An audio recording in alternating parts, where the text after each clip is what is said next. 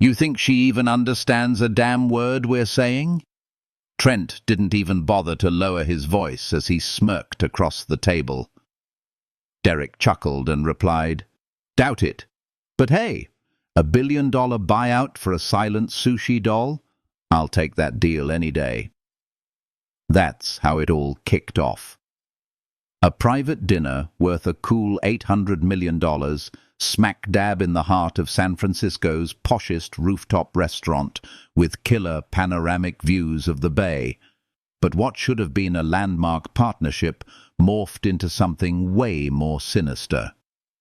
A silent, unspoken war waged with glances, loaded silences, and blatant prejudice. At the head of the table sat Kamiko Hayashi, a Japanese tech billionaire who built her empire from the ground up. Her quiet wasn't a sign of weakness. It was pure, unadulterated restraint. She was deliberately not speaking English tonight, not because she couldn't, but because she wouldn't. It was her suit of armor. And lurking behind her, unnoticed and unseen, was Naomi Brooks, a young black waitress, slender as a reed, with almond-shaped eyes and the posture of a dancer. She wasn't just topping off wine glasses. She was taking it all in. Every single word, every microaggression, every insult, whispered like it was carried on the wind. But Naomi heard it all. The smirks that didn't quite reach their eyes, the condescending snaps of fingers, the racial innuendos that dripped with disdain, the dismissal of Kamiko as nothing more than some exotic roadblock on their path to total domination. What was about to happen wasn't just some business deal gone south. It was a full-blown revolution disguised as just another dinner service. This isn't just some run-of-the-mill power play at the negotiation table. This is a black story, a story about the underestimated, the overlooked, and the quiet, simmering power of women who flat-out refuse to be erased. And when Naomi finally decided to speak up, she didn't just translate. She flipped the whole damn script and turned the entire room on its head. So, before we get into the nitty-gritty of that night, the deals, the deceit, the dignity, make sure you're following the channel. We drop stories like this every week. Stories that serve as a stark reminder that the quietest voices often carry the most weight. Because sometimes the people you're ignoring the most are the very ones rewriting the entire damn ending. Stick around. You are definitely going to want to hear this. The restaurant was called the Palisade. Perched way up high on the top floor of a glass and steel skyscraper in the heart of downtown San Francisco. It wasn't just a place to grab a bite. It was a damn statement. The chandeliers didn't just hang there. They cascaded down like frozen waterfalls, sparkling and shimmering. The marble floors gleamed under the low, warm amber lights, and the view. Forget about it. A full 360-degree panorama of a city practically built on ambition itself. Inside the private room that had been reserved for this high-stakes dinner, the atmosphere was thick with exclusivity. Rich mahogany panels lined every wall. A long, curving table made of polished walnut reflected the dim glow of the candles flickering on its surface. The tantalizing scents of roasted duck, expensive truffle oil, and top-shelf bourbon hung heavy in the air. At one end of the table sat Derek Caldwell, the CEO of Valancourt Biotech. Tall, with broad shoulders, he was wearing a custom-tailored grey suit that probably cost more than most people's monthly rent. His slicked-back blonde hair and perfectly calculated grin belonged to a guy who was used to always getting his way. Beside him sat Trent Langley, the CFO, younger, sharper, and hungrier than a wolf. His suit was a shade darker, and his watch was noticeably flashier. If Derek was the king in the boardroom, then Trent was undoubtedly the executioner. Together, they were like sharks in human skin, calculating, impatient, and utterly convinced of their own inherent dominance. Across from them sat the woman they were so sure they were about to conquer, Kimiko Hayashi, a billionaire in her own right, the founder and CEO of Hoshiko AI, a Tokyo-based company that was a pioneer in surgical robotics and neural interface technologies. But tonight, she was the enigma in the room. Her silver hair was neatly pinned up. Her dress, a deep indigo silk, flowed around her like still water in a pond. No jewelry, no makeup, just her raw presence, calm and completely unreadable. She didn't say a word. Her aide, who was seated slightly behind her, offered soft translations when they were absolutely necessary, but mostly Kimiko just listened. Her silence was making the men squirm in their expensive leather seats. And then, of course, there was Naomi, the waitress. No one paid her any mind. She slipped between the tables, topping off wine glasses, clearing plates, all without making a sound. Her name wasn't on the guest list. Her voice wasn't in the room yet, but her eyes were. She saw Derek's condescending smirks. She saw Trent's restless leg bouncing nervously under the table, and she watched Kamiko, stoic, regal, holding her own in a room that was practically designed to make her feel small and insignificant. The battle lines had been drawn. The room screamed luxury, but just beneath the surface, something colder was simmering. This wasn't just a dinner, it was a test. And none of them had any idea who was actually being tested. Not yet, anyway. The first toast was, to put it mildly, awkward. Derek lifted his glass of bourbon with the kind of confidence that only comes from a lifetime of calling the shots. "To global partnerships," he said, his voice booming with self-importance, "and to a future where science knows no borders." He flashed a wide, toothy smile, as if he had just delivered a line worthy of gracing the cover of some glossy magazine. Kamiko simply nodded, lifted her own glass in silence, and took a small sip. "No words, no translation," Trent muttered, leaning over and whispering to Derek. Was that a yes, or just a polite nod? He didn't even bother to lower his voice all that much. Kimiko said something in Japanese to her aide. The man, completely expressionless, turned to the table. "Ms. Hayashi appreciates the sentiment." That was it, and that was the pattern for the rest of the evening. Derek would deliver these long, animated speeches about the transformative potential of merging Hoshiko AI's cutting-edge surgical robotics with Valancourt's massive global distribution network. He rattled off numbers, timelines, market capture, the whole 9 yards. He smiled between every other sentence. He gestured wildly as if he were commanding some invisible audience. Kamiko would reply in a short phrase, quiet and carefully measured. Then the aide would translate, always in one single sentence, always perfectly neutral in tone. Trent's patience started wearing thin first. He leaned in close to Derek and muttered, "Are we seriously negotiating with a freaking statue here? This is insane." Derek forced a polite smile, whispering back, "It's a cultural thing. She's just playing her game. Just try to be patient." But Trent wasn't exactly wired for patience. He snapped his fingers at Naomi without even looking at her. "Hey, sweetheart, more of that Sarah. We're going to need it." Naomi felt the sting behind that single word.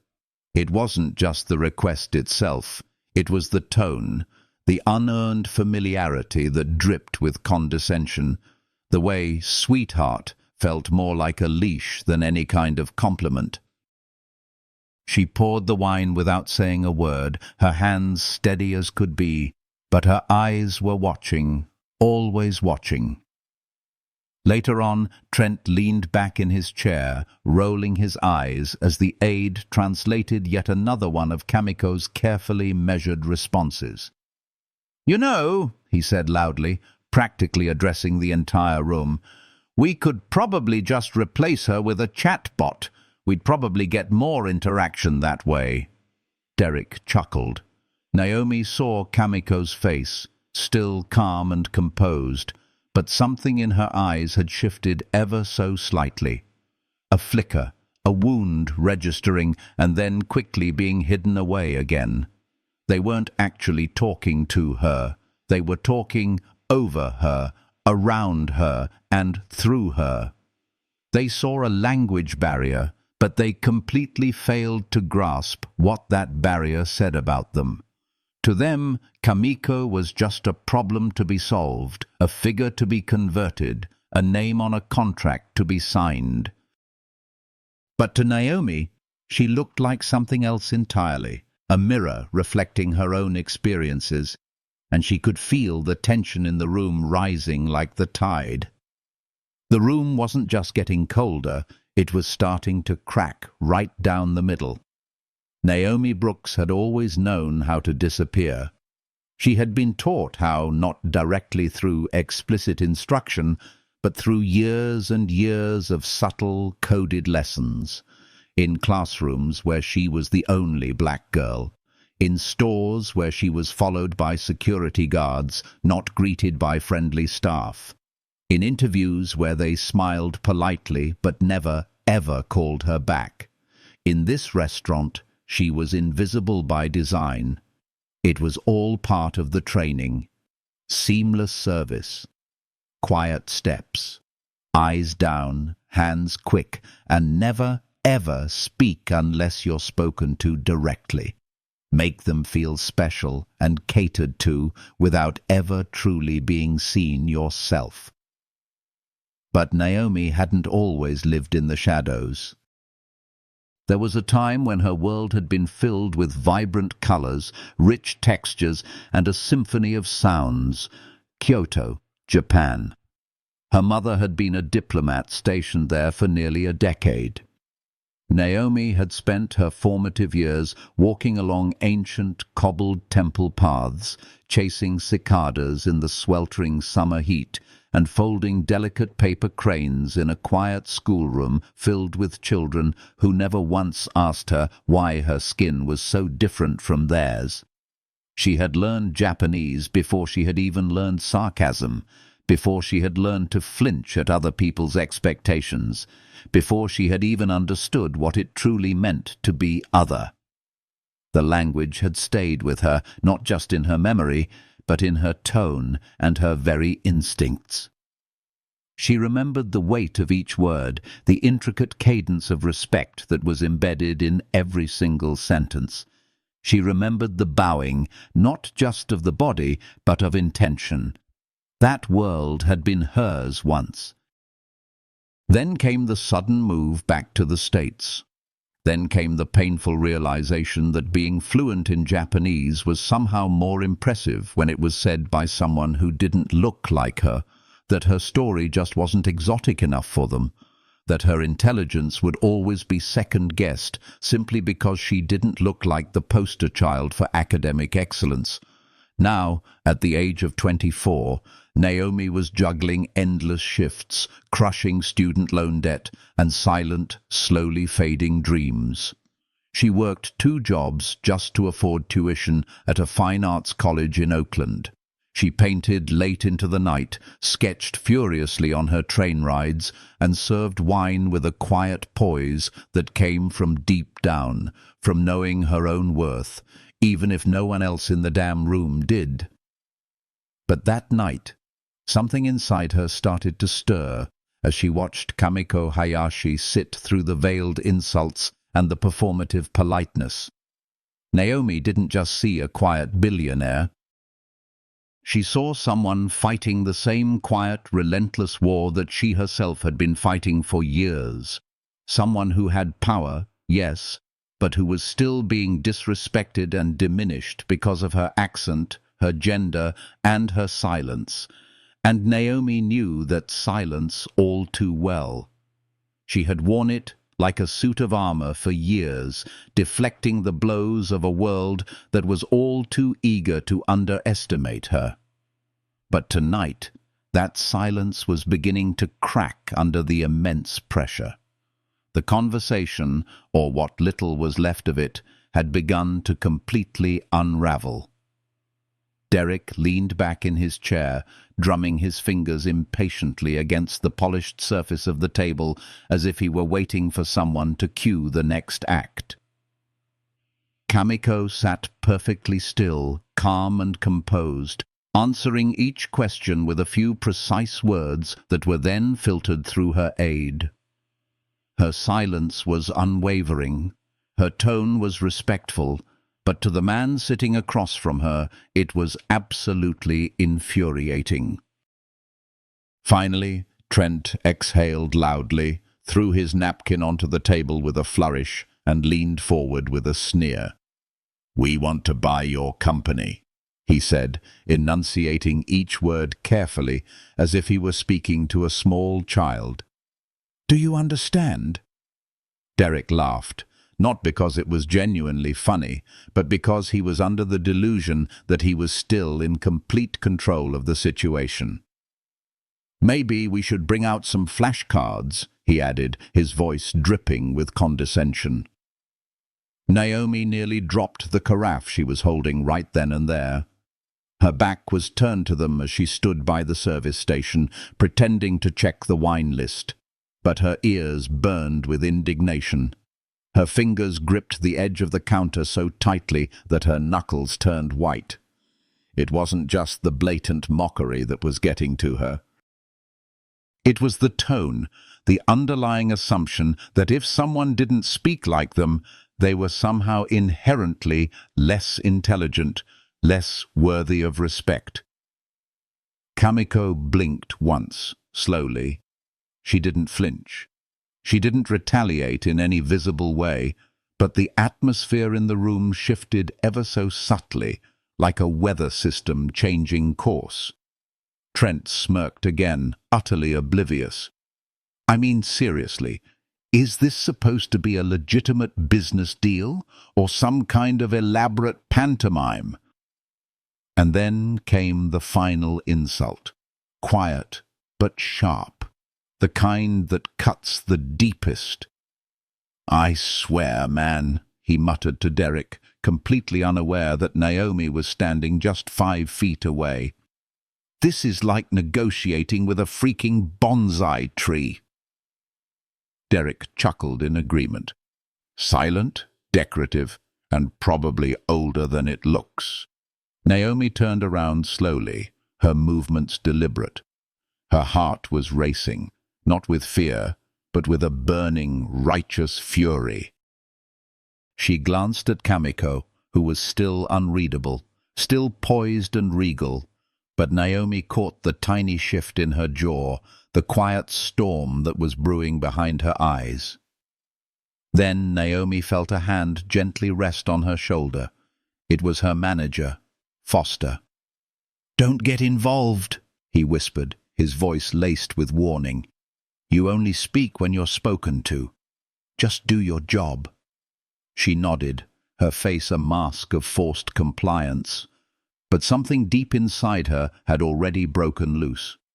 Kamiko spoke in Japanese, a short phrase that wasn't translated by her aide, not for the benefit of the men at the table. It was almost a whisper to herself, barely audible, but Naomi heard it clearly. "Is there no one here who sees me?" And just like that, Naomi knew that this wasn't just some instance of cultural ignorance or a simple misunderstanding. It was intentional. It was systemic. And she could no longer stand idly by and remain silent. The room had fallen into a peculiar kind of stillness, a calm before the storm. Trent had leaned back in his chair, clearly pleased with his little bonsai tree comment. Derek was pouring himself another generous finger of bourbon, wearing the smug look of a man who was absolutely convinced that he had just closed the deal. The aide, ever professional, sat in silence, his face betraying nothing, and Kimiko, she hadn't moved a muscle. But then, softly, she spoke again. A single sentence, just one, not for translation, not for the benefit of the men in the room. It was directed into the space between them, as if she were casting her voice into a deep canyon and hoping that someone, anyone, might echo back in response. Naomi heard every single syllable, every subtle nuance. Watashi o honto ni mite iru hito wa koko ni imasu ka? Is there truly anyone here who sees me? The words struck Naomi like a chord vibrating deep within her chest. It wasn't just the literal meaning of the words, it was the palpable ache behind them, the deep sense of isolation and invisibility that resonated so profoundly with her own experiences. That kind of sadness didn't stem from weakness. It came from being erased in plain sight, from being constantly overlooked and underestimated. Naomi stepped back, away from the wall. For a fleeting second, her hands trembled ever so slightly. She could feel the crushing pressure of protocol gripping her, the looming fear of being fired on the spot. The stern warning from Foster still rang hot in her ears. But that one sentence, those few soft words from Kamiko, made every rule she had ever followed in her life feel unbearably small and insignificant. She moved purposefully toward the table, her steps firm and unwavering. The distinct click of her shoes against the polished hardwood floor echoed in the sudden silence that had descended over the room. Derek glanced up, visibly irritated by the interruption. Trent frowned, his brow furrowed in annoyance. Her manager was frozen in disbelief, his eyes wide with shock and apprehension. Naomi didn't stop. She approached Kamiko's side, bowing low at the waist in a gesture of profound respect. It wasn't just the shallow nod of customer service that she usually offered. It was the deep, formal bow of reverence that was reserved for elders, for sensei, for those people whose presence carried a weight far beyond mere words. Then, slowly and deliberately, she rose, looked Kamiko directly in the eye, and spoke in crisp, fluent Japanese. Hayashi-sama, I am deeply sorry. I know I am not supposed to speak, but silence in the face of this kind of blatant disrespect is its own insidious form of betrayal. If you will allow me, I can help. Derek's glass hit the table with a dull thud, the bourbon sloshing precariously close to the rim. Trent's mouth opened, but no words came out. He just sat there, dumbfounded. The aide blinked, completely stunned into silence. Kamiko's eyes widened, not in shock or surprise, but in a glimmer of recognition, like someone who has been stranded at sea for days, finally spotting the faint flicker of a distant lighthouse cutting through the thick fog. She reached forward and gently touched Naomi's arm, her fingers light as a feather, and whispered back in Japanese, "Thank you for seeing me." And just like that, the entire balance of power in the room shifted seismically. Naomi hadn't just spoken up, she had fundamentally changed everything. Kamiko leaned back in her chair for the first time that night, her eyes never once leaving Naomi's face. She gave a subtle nod, almost imperceptible. It wasn't just permission she was granting, it was trust, pure and unadulterated. Naomi stepped forward, her voice steady now, filling the room with a current of clarity that cut through the tension. Hayashi-sama has requested that I translate her statements moving forward, she said, directing her words specifically to Derek and Trent, leaving no room for misinterpretation. She believes it is time you understood the full weight of what is being said. Trent laughed nervously, the sound brittle and unconvincing. Sure, he said, his voice laced with a forced nonchalance. Let's hear it. Naomi turned back to Kimiko. They exchanged a brief sentence in Japanese, their voices measured and deliberate. Then Naomi turned back toward the table, her posture straight and unwavering, her voice calm and controlled. She would like to begin by discussing the revised contract that you brought tonight. Derek reached into his briefcase and slid the expensive leather folder across the table toward Naomi. It's all right there, he said, his voice tight. Clean, straightforward, and more than fair. Naomi opened the folder and quickly scanned the first few pages. Her heart rate quickened, not from fear or intimidation this time, but from a surge of intense focus.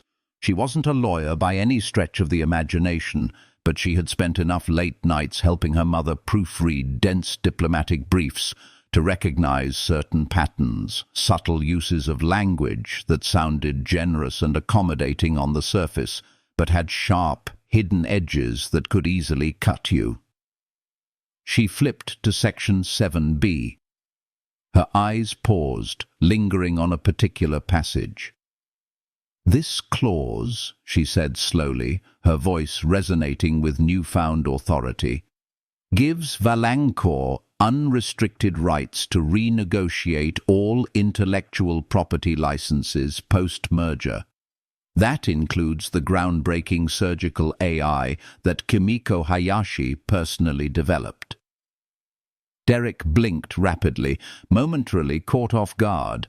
That's just standard merger language, he stammered, trying to regain his composure. Naomi shook her head slowly. No, it's intentionally vague.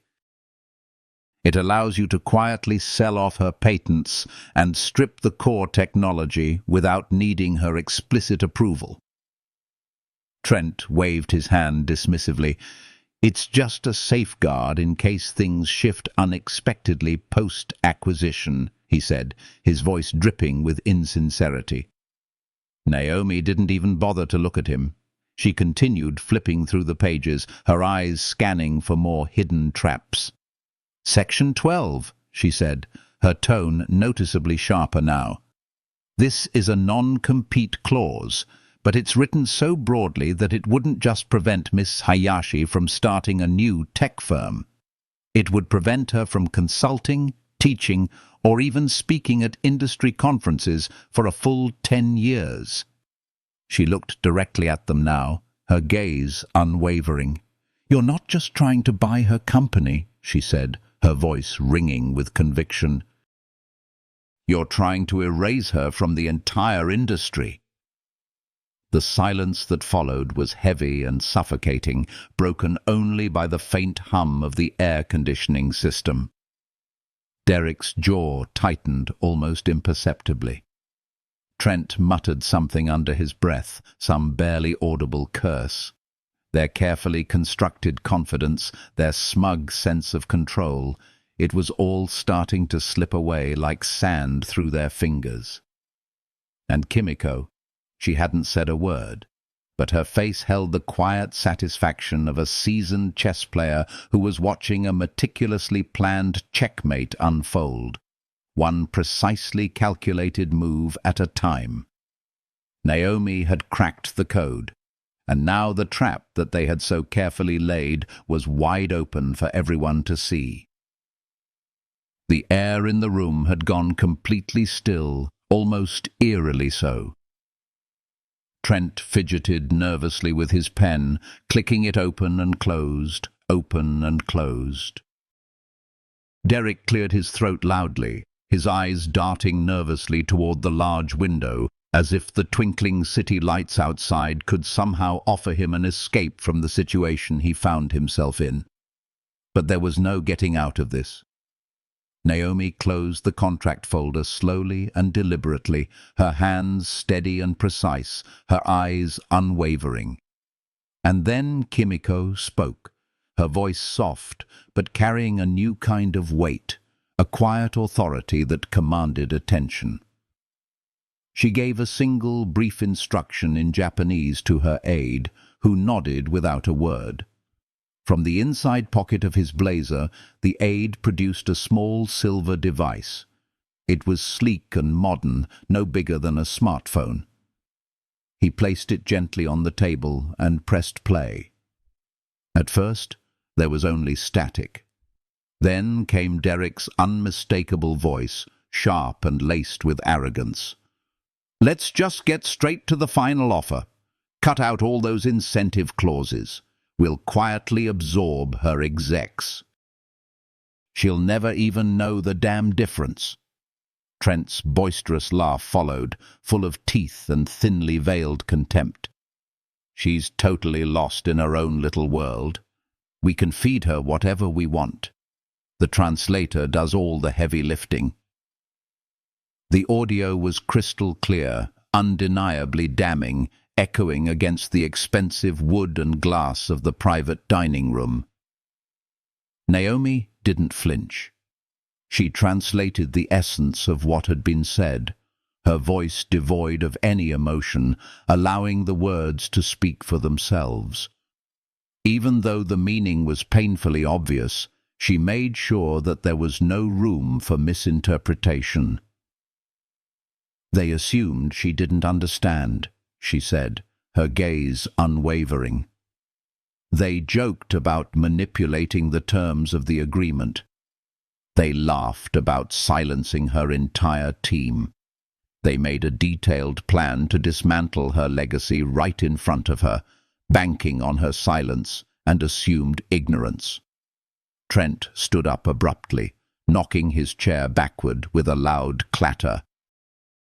"You can't just record private meetings without consent," he sputtered, his face flushed with anger and embarrassment.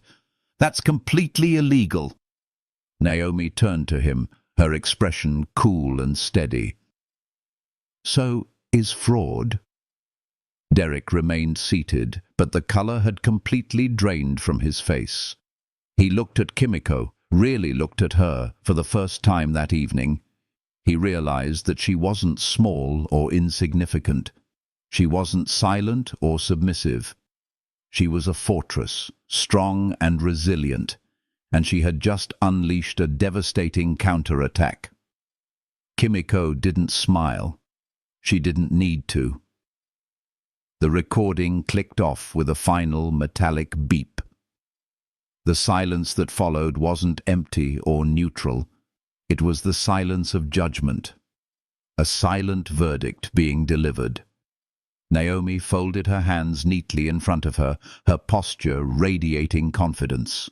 Her voice was low but strong, carrying the weight of truth. "You didn't just underestimate a woman," she said, her eyes sweeping across the faces of the two men. "You underestimated the wrong woman. And you completely forgot that silence doesn't automatically mean surrender." This wasn't just business as usual anymore. This was war, and Kimiko Hayashi had just decisively won the first battle. The door to the private room slammed open with a resounding crash. Naomi barely had time to turn around before her manager, Foster, stormed into the room, his face flushed with fury. Foster was usually cold and composed, the kind of man who spoke in carefully measured half-sentences and communicated mostly through raised eyebrows and subtle gestures. But not tonight. Tonight, he looked like a man who was mere seconds away from exploding with rage. "What the hell was that?" he hissed, stepping past the stunned executives and completely ignoring Kimiko's presence as if she were invisible. His voice was low and menacing, venomous. "You left your assigned station without permission. You inserted yourself into a private meeting. You spoke directly to a guest without being prompted. Naomi stood perfectly still, her face a mask of calm. She didn't speak. She didn't flinch. "You're done," he snapped, his eyes burning with anger. "You're finished here, Naomi. I don't care what your pathetic excuse is. You're fired. Effective immediately." Trent scoffed derisively in the background. "Finally," he said, his voice dripping with sarcasm. "Something this place actually gets right." Naomi clenched her jaw tightly, trying to control her rising anger. Her hands remained calmly by her sides, but inside her chest burned, not with regret or remorse, but with something sharper and heavier. She knew that she had done the right thing, the only thing she could have done in that situation, and this was her reward for it. "Pack your things," Foster spat, his face contorted with anger. "Security will escort you out of the building." Naomi was about to reply, to defend herself, to say something, anything, but she didn't even get the chance. A deep, commanding voice cut across the room, silencing everyone. "Actually, she's not going anywhere." All eyes turned toward the open doorway. A tall, sharply dressed black man stood just inside the room, his presence radiating quiet authority. He appeared to be in his early 40s, clean-shaven and as calm and composed as a surgeon standing in an operating room. He was wearing a navy suit that didn't try to show off with flashy embellishments or ostentatious branding. It didn't need to. His mere presence spoke volumes. "My Jones," he said, stepping forward with confidence. "Executive Director of the North American Innovation Alliance and one of the key financial partners behind Hosiko's expansion into the United States." Foster blinked rapidly, as if he had just been slapped across the face. Derek's face turned an even deeper shade of grey, his complexion now matching the colour of his expensive suit. "I've been sitting in the main dining room for the past 20 minutes, Mai continued, his voice calm and measured, watching this entire scene unfold, listening to that recording, and observing how each and every one of you behaved." His eyes locked onto Foster's, his gaze unwavering. "You are not firing Naomi Brooks tonight. In fact, she should be getting a formal apology for the way she's been treated." Foster opened his mouth to protest, but no words came out. He just stood there, speechless and dumbfounded. Mai turned to Naomi, and for the first time that evening she felt truly seen, not as a member of the staff, not as background noise, but as a person of inherent value. "You were the only one in this room who understood what integrity truly looks like." Naomi's throat tightened with emotion, and the balance in the room shifted once again, not because of rank or money or social status, but because one person had the courage to speak truth to power, and another had the power to make damn sure that it was heard. The private room was quiet now, still charged with tension, but no longer hostile. Foster had backed away, his shoulders stiff with humiliation. Derek and Trent sat in silence, their power completely drained, their arrogance replaced with something that looked almost pitiful. And Naomi stood in the middle of it all, her apron still tied neatly around her waist, her posture unchanged, but everything else about her had fundamentally shifted. She wasn't just a waitress anymore. She was the woman who had single-handedly changed the course of a multi-million-dollar deal with nothing more than her voice and her unwavering courage. Kimiko turned toward her for the first time all night, her expression softened with gratitude and respect. She spoke gently in Japanese, her words elegant and measured. Naomi listened intently, her chest rising and falling with each syllable. Then she turned to Mai, translated softly, and gave a quiet nod of acknowledgement. Mai stepped forward, addressing Naomi directly. "Miss Hayashi has a request," he said, his voice warm and genuine.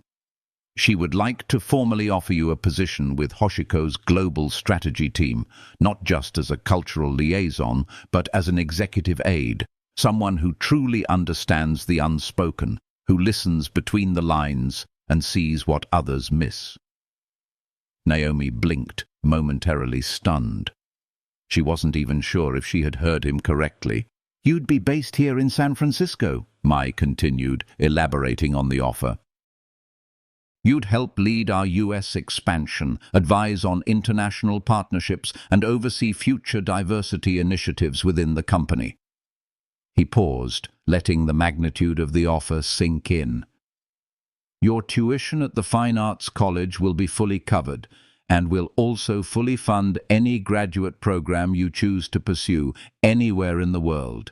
You'll have housing provided near our offices and a starting salary that accurately reflects the immense value you've already proven that you bring to the table." Naomi felt her breath catch in her throat. The floor beneath her feet suddenly felt foreign, like it belonged to someone else. This couldn't possibly be real. Kamiko stood up slowly and deliberately. She crossed the room to meet Naomi face to face. She didn't offer a perfunctory handshake.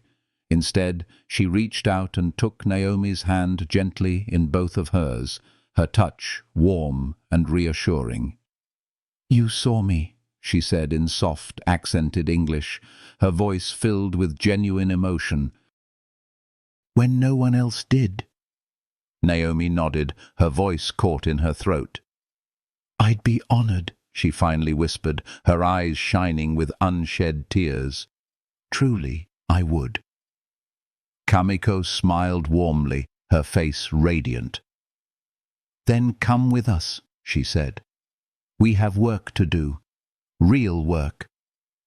And just like that, the door that had been closed to her for her entire life wasn't just open. It had been completely blown off its hinges. A brand new future was waiting for her, and Naomi Brooks was finally stepping right through it. The fallout was fast and intense. Within 48 hours, news of the failed negotiation had been leaked. Not by Kamiko and not by Naomi, but through back channels in the tech world that seemed to have lives of their own. The recording, which had been shared discreetly with legal counsel and a few very important partners, somehow ended up in the hands of corporate oversight committees. Valancourt's board acted quickly. Derek Caldwell was asked to voluntarily step down during a closed-door meeting that lasted less than an hour. His golden parachute was shredded to pieces. His name was removed from the company website by noon. Trent Langley resigned just 2 days later, claiming it was for personal reasons. But everyone knew what the real reason was. Investors were incredibly rattled. Stockholders demanded real answers. And the press, well, the press had an absolute field day with it.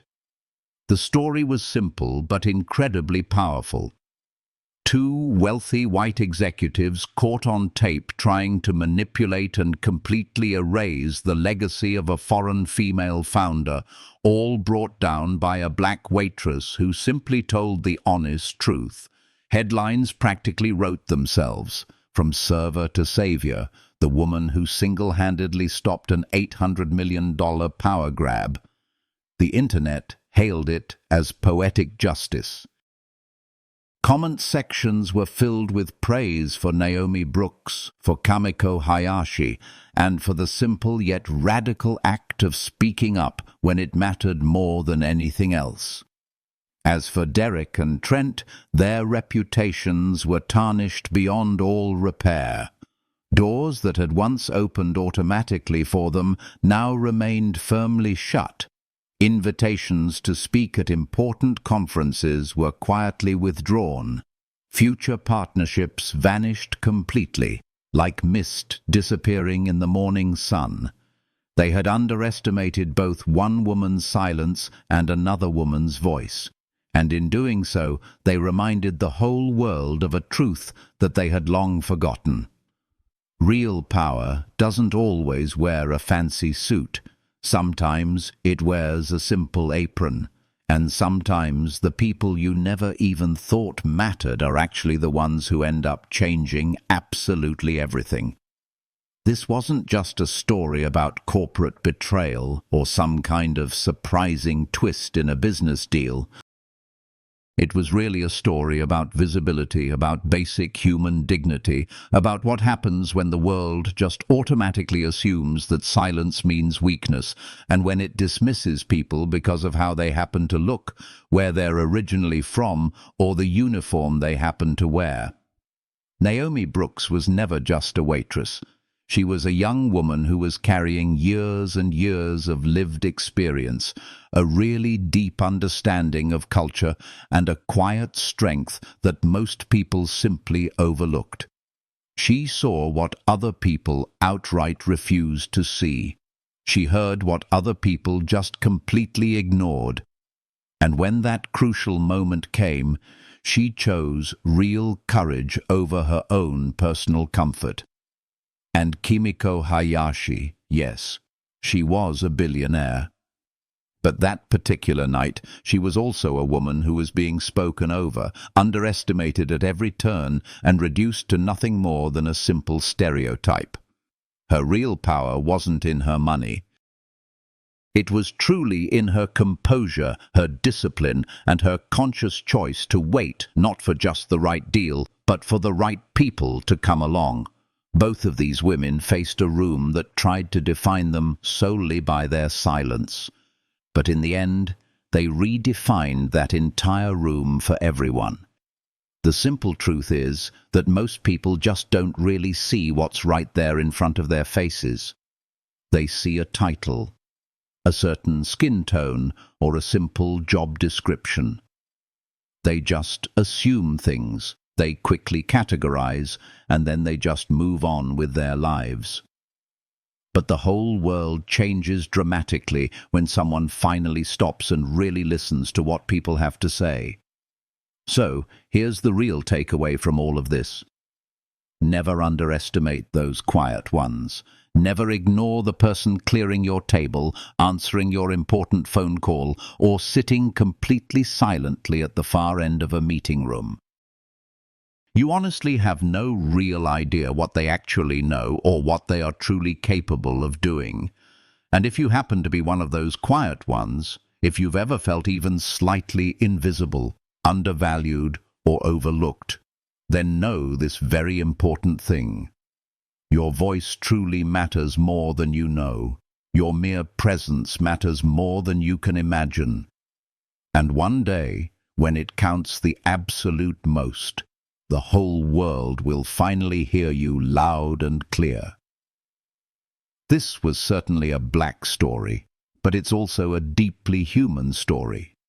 If this particular moment meant something real to you, if it reminded you of someone you may have overlooked or someone who once stood up for you in a big way, then share it with others. Let it ripple outward to those around you. Let someone else finally hear it and understand. And if you want even more stories just like this, true stories that really challenge how we see each other and the world, then hit that subscribe button right now and turn on all notifications, because we're certainly not done telling them, not even close to being done.